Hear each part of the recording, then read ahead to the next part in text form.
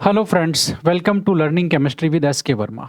Dear friends, हमारा जो RPSC first grade का जो कोर्स है, ठीक है, इसमें हम जितनी भी एग्ज़ाम्स होती है, आरपीएससी की जितनी भी एग्ज़ाम लगती है जिनमें केमिस्ट्री आती है, चाहे वो आपका जूनियर केमिस्ट का एग्ज़ाम हो, चाहे वो आपका जो आयुर्वेद डिपार्टमेंट में केमिस्ट का एग्ज़ाम लगता हो, चाहे वो ग्राउंड वाटर डिपार्टमेंट में केमिस्ट का एग्ज़ाम लगता हो, ठीक है, चाहे वो टेक्निकल असिस्टेंट हो केमिस्ट्री में, चाहे वो सेकंड ग्रेड आपके जो एग्ज़ाम हो जिसमें केमिस्ट्री के क्वेश्चन आते हैं, या वो फर्स्ट ग्रेड के हो, या वो पॉलिटेक्निक कॉलेजेस में जो लेक्चरर लगते हैं, टेक्निकल एजुकेशन का एग्ज़ाम होता है, चाहे वो उसके पेपर हों, चाहे आपके आरपीएससी असिस्टेंट प्रोफेसर के हों, फर्स्ट ग्रेड के तो हम लेते ही लेते हैं। इस तरह से केमिस्ट्री के जितने भी क्वेश्चन पेपर्स आते हैं आरपीएससी के द्वारा जो एग्ज़ाम कराई जाती है, उनमें केमिस्ट्री के जितने भी क्वेश्चन आते हैं उन सभी में फर्स्ट ग्रेड के एग्ज़ाम उन सभी में जितने भी केमिस्ट्री के क्वेश्चन आते हैं उनको हम लोग सॉल्व करते हैं हमारे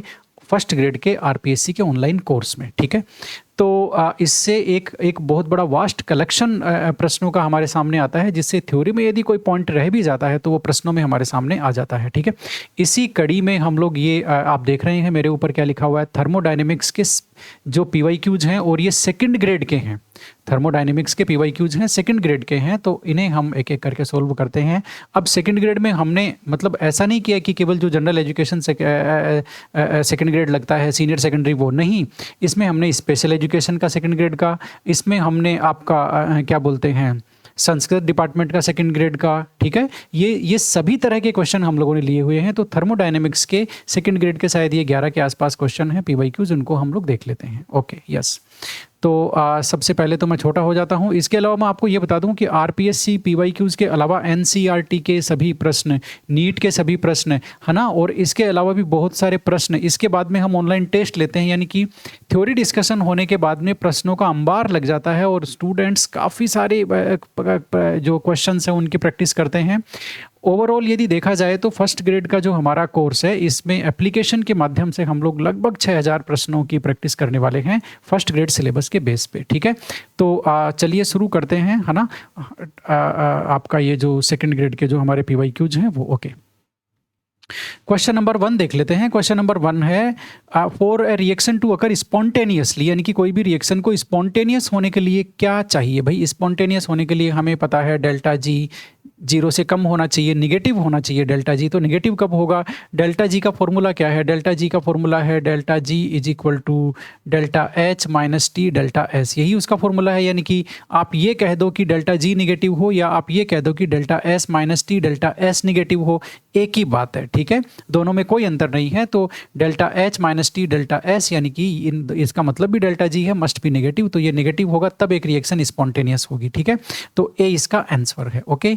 ये H मस्ट बी पॉजिटिव, ये भी आ गया, ये निगेटिव डेल्टा एस निगेटिव, ये भी गलत है, ये तो गलत है ही है, ओके।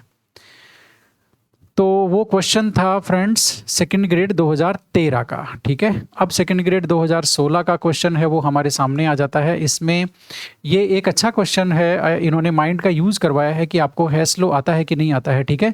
तो इन्होंने दो बेसिकली इक्वेशन दिया है, एक ऑक्सीजन का, ठीक है, जिसमें इन्होंने ऑक्सीजन एक इलेक्ट्रॉन एक्सेप्ट करके O- बना रहा है, दूसरे में वो O- एक और इलेक्ट्रॉन एक्सेप्ट करके O2- बना रहा है। ये इन दोनों स्टेप्स का एंथैल्पी चेंज है। अब इन्होंने कहा है कि ओवरऑल जो टोटल एनर्जी चेंज क्या होगा, यानी कि आपका O से O2- बना, इसमें टोटल डेल्टा एच क्या होगा, यानी कि टोटल आपका जो एनर्जी चेंज है वो क्या हुआ इस पूरे प्रोसेस में। तो देखो ये जो आपका पूरा प्रोसेस है O से O2-, वो इन दोनों स्टेप्स से आ रहा है। देखो आप इन दोनों स्टेप्स को ऐड करेंगे तो वो रिएक्शन आपको मिल जाएगी, ठीक है। ये बेसिकली हैस लॉ पे बेस्ड ये क्वेश्चन है, हैस लॉ के आधार पे आप इसको सोल्व कर सकते हैं, ठीक है।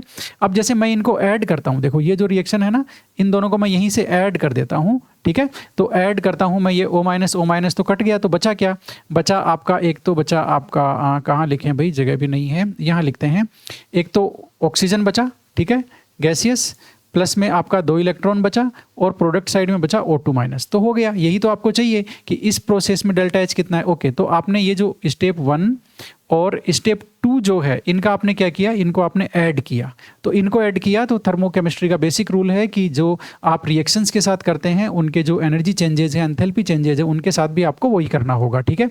तो आपने रिएक्शंस को ऐड किया तो आपको इनको भी ऐड करना होगा, तब ओवरऑल एनर्जी चेंज निकल जाएगा। तो ऐड आप करेंगे तो -141.4 प्लस 790 यही तो होगा 0.8। आप इनको ऐड करेंगे तो मेरे ख्याल से ये आपका 141 है ना, 141.4 है, तो ये मेरे ख्याल से आपका प्लस का 649 बच गया, ठीक है। इनको आप ऐड करेंगे तो ठीक है, टोटल एनर्जी चेंज निकालने के लिए हैश लो के अकॉर्डिंग। हैश लो क्या कहता है, हैश लो कहता है कि आपका चाहे आप रिएक्शन एक स्टेप में कराओ, चाहे आप उसको 2-3 स्टेप में कराओ, कितने भी स्टेप में कराओ, टोटल एनर्जी चेंज कांस्टेंट रहता है। तो यानी कि आप ये जो एक स्टेप है सिंगल स्टेप में कराओ तो जितना आपका डेल्टा एच होगा उतना ही डेल्टा एच आप यदि उसी सेम प्रोसेस को, सेम रिएक्शन को अलग अलग स्टेप में कराते हो तो भी उतना ही होगा।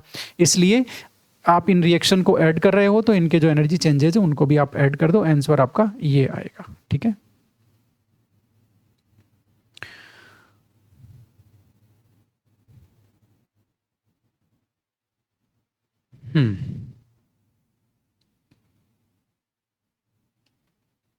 ओके, तो सेकेंड ग्रेड 2016 का एक और क्वेश्चन हमारे सामने है। N2+3H2 और NH3 बना है और इन्होंने ये कहा है कि कांस्टेंट टेम्परेचर और कांस्टेंट प्रेशर पे ये रिएक्शन हो रही है, तो इसके लिए डेल्टा एच और डेल्टा यू में क्या रिलेशन है वो बताना है। ओके, तो ये क्वेश्चन बेसिकली काफ़ी ज़्यादा सिंपल है। कैसे, और ये कौन से इक्वेशन पे बेस्ड है, जो आपका एंथैल्पी का रिलेशन है डेल्टा यू से, delta U plus delta N R T, ये आपका रिलेशन है एंथैल्पी चेंज और इंटरनल एनर्जी चेंज में, ठीक है। आपको यही बताना है कि इस रिएक्शन के लिए एंथैल्पी चेंज और इंटरनल एनर्जी चेंज में क्या रिलेशन है, मतलब कौन किससे ज़्यादा है, इक्वल है या क्या है, ठीक है। तो ऐसे क्वेश्चन का सोल्व होते हैं डेल्टा एन की वैल्यू के बेसिस पे। डेल्टा एन क्या है, प्रोडक्ट की साइड जितने गैसियस मॉलिक्यूल होते हैं माइनस रिएक्टेंट की साइड जितने गैसियस मॉलिक्यूल होते हैं, ये आपका डेल्टा एन की वैल्यू होती है, ठीक है ना। केवल गैसियस मॉलिक्यूल लेते हैं, प्रोडक्ट माइनस रिएक्टेंट करते हैं। तो आप देखोगे प्रोडक्ट की साइड 2 हैं, ठीक है, तो आप यहाँ लगाओगे डेल्टा एन की वैल्यू निकालने के लिए प्रोडक्ट की साइड 2 गैसियस मॉलिक्यूल, 2 NH3 के मॉलिक्यूल हैं। माइनस रिएक्टेंट की साइड देखो 4 गैसियस मॉलिक्यूल हैं, 1 नाइट्रोजन का और 3 हाइड्रोजन के, तो 4 हो गए। तो डेल्टा एन की वैल्यू आ गई -2। अब आप इसमें यहाँ -2 रखो, delta H is equal to delta U -2RT, यही तो हो गया। डेल्टा एन की वैल्यू मैंने रख दी -2, प्रोडक्ट माइनस रिएक्टेंट करके गैसियस मॉलिक्यूल का डिफरेंस, ठीक है, ये बता दिया। अब आप देखो इस इक्वेशन को आप क्या समझने को मिल रहा है, इस इक्वेशन से ये समझने को मिल रहा है कि आपका जो डेल्टा एच है वो कब आता है, जब आप डेल्टा यू में से इसको माइनस करते हो। डेल्टा यू में से -2RT को माइनस करोगे तब डेल्टा एच आएगा। इसका मतलब डेल्टा एच डेल्टा यू से कम है। क्यों? क्योंकि डेल्टा यू में से माइनस करोगे तब आएगा डेल्टा एच, ठीक है ना। इसका मतलब डेल्टा यू ज़्यादा है और उसमें से माइनस इतना कर रहे हैं तब डेल्टा एच आता है, यानी कि डेल्टा एच कम है। इसका मतलब डेल्टा यू ज़्यादा डेल्टा एच कम, तो आपका आंसर 3 आपका सही है। बात आपको समझ में आ गई, मेरे ख्याल से आपको आ गई होगी। इसी के साथ एक ट्रिक और ले लीजिए, जब डेल्टा एन की वैल्यू माइनस में हो, ठीक है, तो आपका डेल्टा जो यू है वो ज़्यादा होगा डेल्टा एच से। जब डेल्टा एन की वैल्यू प्लस में हो तो आपका इसका उल्टा हो जाएगा, डेल्टा एच आपका ज़्यादा हो जाएगा डेल्टा यू से। जब डेल्टा एन की वैल्यू 0 हो, ठीक है, तो आपका delta H is equal to delta U होगा। तो आप समझ गए, ये जो आंसर तो इसका 3 नंबर होगा, लेकिन ये वैल्यू कब आएगी, ये वैल्यू आएगी जब delta N is equal to 0 हो, और ये वैल्यू कब आएगी जब आपका delta N is equal to क्या हो, पॉजिटिव वैल्यू हो। बात आपको समझ में आ गई। तो डेल्टा एन की वैल्यू के बेसिस पे इस तरह के जो नॉर्मल क्वेश्चन है वो सॉल्व होते हैं। पूरा का पूरे जो ये जो क्वेश्चन है ये कम्प्लीटली एनसीईआरटी कंटेंट पे बेस्ड हैं। सेकंड ग्रेड 2018 का ये क्वेश्चन है कि आपका जो स्पॉन्टेनियस प्रोसेस के लिए क्या होना चाहिए, भाई डेल्टा जी नेगेटिव होनी चाहिए स्पॉन्टेनियस प्रोसेस के लिए। सेकंड ग्रेड 2018 के लिए एक और आ गया, लिक्विड को हम सॉलिड में बदल रहे हैं। देखो लिक्विड को सॉलिड में हम बदल रहे हैं, तो सॉलिड में तो पार्टिकल्स की लोकेशन फिक्स होती है, ठीक है, इसलिए लिक्विड से सॉलिड में बदलते हैं तो इसकी जो एंट्रोपी होती है वो आपकी कम होती है। आप जानते हो गैस की एंट्रोपी सबसे ज़्यादा होती है, फिर लिक्विड की होती है, फिर आपके सॉलिड की होती है, ठीक है। तो लिक्विड को सॉलिड में बदल रहे हो तो एंट्रोपी आपकी डिक्रीज होनी ही होनी है। अब ये देख लो सेकंड ग्रेड स्पेशल एजुकेशन 2018 का ये जो है ये क्वेश्चन है, 6 नंबर क्वेश्चन है हमारी पीवाईक्यू बुक का। अब इसमें आपको इन्होंने पूछा है कि एडियाबेटिक प्रोसेस के लिए क्या सही है। भाई एडियाबेटिक प्रोसेस के लिए Q इज इक्वल टू 0 होता है। एडियाबेटिक प्रोसेस उसी को बोलते हैं जिसमें हीट एक्सचेंज 0 हो, यानी कि आपका Q यानी कि हीट एक्सचेंज की वैल्यू 0 होती है, उसको एडियाबेटिक प्रोसेस हम लोग बोलते हैं। सेकंड ग्रेड स्पेशल एजुकेशन का एक और क्वेश्चन है कि intensive property among the following, इनमें से इंटेंसिव प्रॉपर्टी कौन सी है। तो इंटेंसिव प्रॉपर्टी वो होती है जो आपकी मास पे डिपेंड नहीं करती, मास के साथ बढ़ती नहीं है, वो आपकी इंटेंसिव प्रॉपर्टी होती है। ठीक है, यानी कि जो उसकी नेचर पे डिपेंड करती है, जो प्रॉपर्टी उस सब्सटेंस की नेचर पे डिपेंड करती है या मास पे डिपेंड नहीं करती। बेटर डेफिनेशन ये होगी कि इंटेंसिव प्रॉपर्टी वो प्रॉपर्टीज हैं जो मास पे डिपेंड नहीं करती। तो जैसे अब मास खुद ही है, मास खुद ही है, तो भाई मास तो क्या है कि आपका क्या बोलते हैं, मास जो है मतलब इंटेंसिव प्रॉपर्टी वो होती है जो अमाउंट पे डिपेंड नहीं करती। अब मास जो है बेसिकली आपका मास तो अमाउंट पे डिपेंड करता है, मास तो अमाउंट पे डिपेंड करता है। जैसे आप जो लोहा है उसका एक आप इतना सा पीस लो, ठीक है, और एक उसका अमाउंट बढ़ा करके इतना पीस लो, तो आपने अमाउंट बढ़ाया तो मास बढ़ेगा ना, इसका मास ज़्यादा होगा ना। ठीक है, तो मास आपकी एक्सटेंसिव प्रॉपर्टी हो गया, अमाउंट पे डिपेंड करता है। वॉल्यूम भी अमाउंट पे डिपेंड करता है। आप अमाउंट बढ़ाओगे तो वॉल्यूम आपका ऑटोमेटिकली बढ़ जाएगा। यदि गैस का आप 1 मोल लिया आपने और सेम टेम्परेचर और प्रेशर पे उसी गैस का 3 मोल लिया तो वॉल्यूम तो आपका 3 मोल का ज़्यादा होगा। ठीक है, तो अमाउंट के साथ साथ में वॉल्यूम भी ज़्यादा हो जाता है, इसलिए ये भी एक्सटेंसिव प्रॉपर्टी है। हीट कैपेसिटी भी आपकी एक्सटेंसिव प्रॉपर्टी है क्योंकि ये मास पे डिपेंड करती है और मास जितना ज़्यादा होगा उस सब्सटेंस की हीट कैपेसिटी बढ़ती चली जाएगी।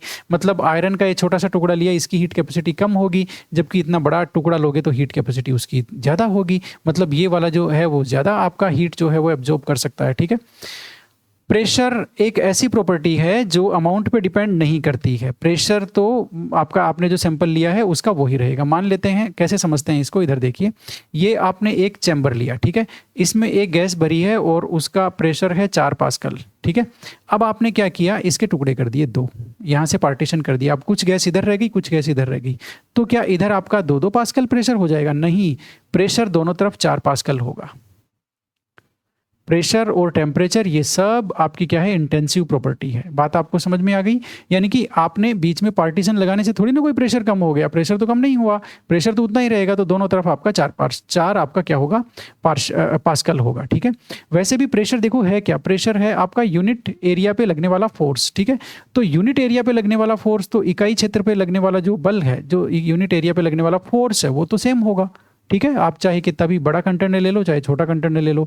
ऐसे ही टेम्परेचर है, मान लिया आपने ये आयरन की रोड ली है ना, और इसको 100 डिग्री तक आपने गर्म कर दिया। अब इस बीच में से तोड़ दो, तो क्या इस टुकड़े का और इस टुकड़े का टेम्परेचर 50-50 हो जाएगा? आपने मास आधा कर दिया, अमाउंट आधा कर दिया, तो क्या ये भी आधा हो जाएगा? नहीं होगा। दोनों टुकड़ों का टेम्परेचर 100 डिग्री ही बना रहेगा यदि वो डाउन नहीं हुआ है। तो बात आप समझ में आई आपको? ठीक है, इसलिए टेम्परेचर और प्रेशर ये इस तरह की जो प्रॉपर्टीज़ होती हैं जो अमाउंट पे डिपेंड नहीं करती हैं, वो आपकी इंटेंसिव प्रॉपर्टी होती है। तो आंसर इसमें 4 आएगा, ये आपकी इंटेंसिव प्रॉपर्टी होती है। ये भी नहीं है, ये भी नहीं है और ये भी नहीं है। ठीक है, तो एक्सटेंसिव प्रॉपर्टी और इंटेंसिव प्रॉपर्टी को चेक करने की ट्रिक भी मैंने आपको दे दी कि सैंपल लो और उसके 2 टुकड़े कर दो। यदि वो प्रॉपर्टी भी आधी हो गई, ठीक है, इसका मतलब है वो प्रॉपर्टी आपकी एक्सटेंसिव है, और यदि वो प्रॉपर्टी आधी नहीं हुई, जैसे टेम्परेचर यहाँ पर आधा नहीं हुआ, इसका मतलब वो इंटेंसिव है। संस्कृत एजुकेशन 2018 में सेकंड ग्रेड में ये क्वेश्चन आया, वापस वही क्वेश्चन रिपीट हुआ है कि एडियाबेटिक कंडीशन में कोई आप प्रोसेस कराना चाहते हैं तो उसके लिए क्या होगा। भाई एडियाबेटिक कंडीशन में Q इज इक्वल टू 0 होना चाहिए, यानी कि हीट एक्सचेंज 0 होता है। ठीक है, ये आपका आइसोबारिक प्रोसेस हो गया, यानी कि जिसमें प्रेशर कॉन्स्टेंट होता है। ये आइसोथर्मल प्रोसेस हो गया। चलो हो जाने दो, हमें क्या करना है, हमें adiabatic answer number 3 Q is equal to 0। वापस से संस्कृत एजुकेशन 2018 ये कह रहा है चूज द करेक्ट आंसर। हाँ, choose the correct answer. A thermodynamic state function is a quantity. Thermodynamic state function एक क्वांटिटी है। कौन सी क्वांटिटी है? स्टेट फंक्शन किस तरह की क्वांटिटी होता है? देखो, स्टेट फंक्शन इनिशियल और फाइनल स्टेट पे डिपेंड करते हैं, पाथ पे डिपेंड नहीं करते। इसलिए जो सेकंड ऑप्शन है इसमें, whose value is independent of path, यानी कि पाथ पे इंडिपेंडेंट करती है, वही इसमें सही आंसर है। बात आपको समझ में आ गई? ठीक है ना? तो स्टेट फंक्शंस वो होते हैं जिनकी वैल्यू इनिशियल और फाइनल स्टेट पे डिपेंड करती है, न कि किसी पाथ पर। पाथ के इंडिपेंडेंट होते हैं, इसलिए सेकंड ऑप्शन है state function is a quantity whose value is independent of path, यानी कि पाथ पे जिनकी जो क्वांटिटी है वो डिपेंड नहीं करती। वापस 2022 संस्कृत एजुकेशन का सवाल है, ये एक रिएक्शन दे रहे हैं, है ना, AB प्लस AB रिएक्शन होकर के COD बन रहा है, और चारों जो रिएक्टेंट और प्रोडक्ट जो हैं, 2 रिएक्टेंट 2 प्रोडक्ट, वो सभी के सभी लिक्विड स्टेट में है। ओके, अब इन्होंने डेल्टा H पॉजिटिव यानी कि रिएक्शन आपकी एंडोथर्मिक है। ओके, अब इन्होंने कहा है कि आप यदि क्या करेंगे, C और D का यील्ड बढ़ाना है, यानी कि प्रोडक्ट का यील्ड बढ़ाना है। ठीक है, तो प्रोडक्ट का यील्ड बढ़ाने के लिए आपको क्या करना है, आपको वो बताना। तो देखो एंडोथर्मिक रिएक्शन है, एंडोथर्मिक रिएक्शन है, तो आप टेम्परेचर यदि इंक्रीज करोगे तो ये रिएक्शन, आप जानते हो ली चैटलियर प्रिंसिपल क्या कह गए हैं। ली चैटलियर प्रिंसिपल ये कहता है कि कोई भी रिएक्शन इक्विलिब्रियम में होती है। यदि आप कोई भी कॉन्सेंट्रेशन में, टेम्परेचर में, प्रेशर में, किसी भी फैक्टर में आप चेंज करके इक्विलिब्रियम को डिस्टर्ब करते हो, तो आपने जो चेंज किया है रिएक्शन उसको अंडू कर देती है। अंडू का मतलब रिएक्शन वापस उसको नलीफाई कर देती है, आपने जो किया उसको जीरो कर देती है। ठीक है, ओके, तो मान लेते हैं आपने टेम्परेचर इंक्रीज किया, इसका टेम्परेचर आप इंक्रीज करोगे तो रिएक्शन वो जो आपने टेम्परेचर बढ़ाया है उसको कम करने की कोशिश करेगी।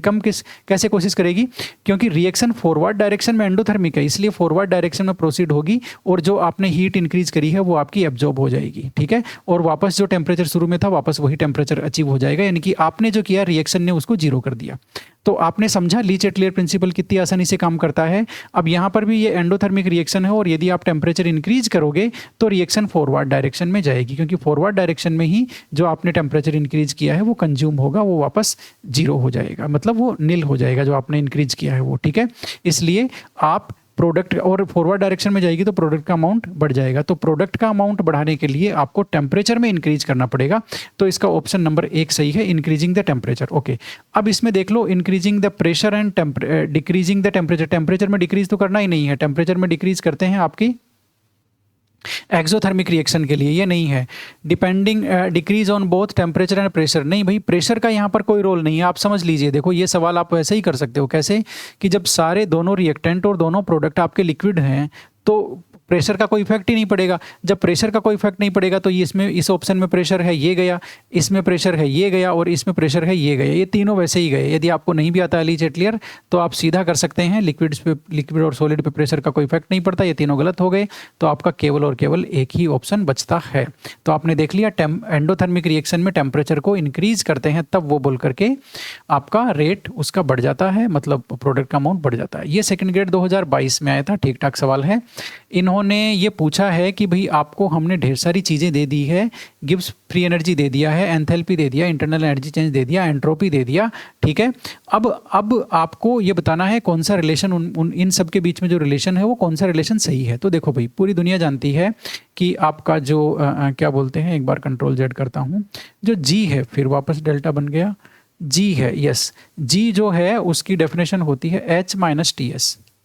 ये बात है, ये आपको याद है। ओके, जी की डेफिनेशन H माइनस TS होती है। ओके, अब इसके बेसिस पे ये H प्लस TS है, खत्म, H माइनस PV है, खत्म, H प्लस PV है, खत्म। ऑप्शन नंबर आपका सेकंड सही है। अब ये तो मैंने सीधा निकाल दिया इसको। अब हम ये आगे वाला भी देख लेते हैं, ये आगे कैसे सही है। ओके, जी की वैल्यू तो मैंने आपको बता दी, H की वैल्यू आप जानते हो, H की वैल्यू U प्लस PV होता है।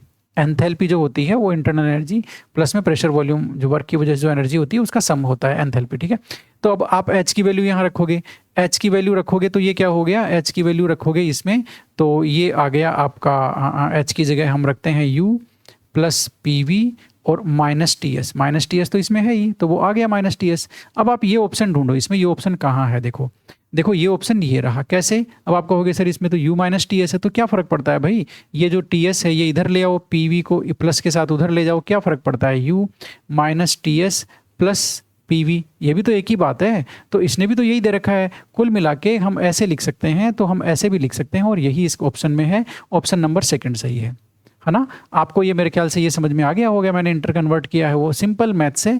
यदि आप x plus Y minus Z लिखते हो तो आप x minus Z plus Y भी तो लिख सकते हो, इसमें कहाँ गड़बड़ है, कोई गड़बड़ नहीं है।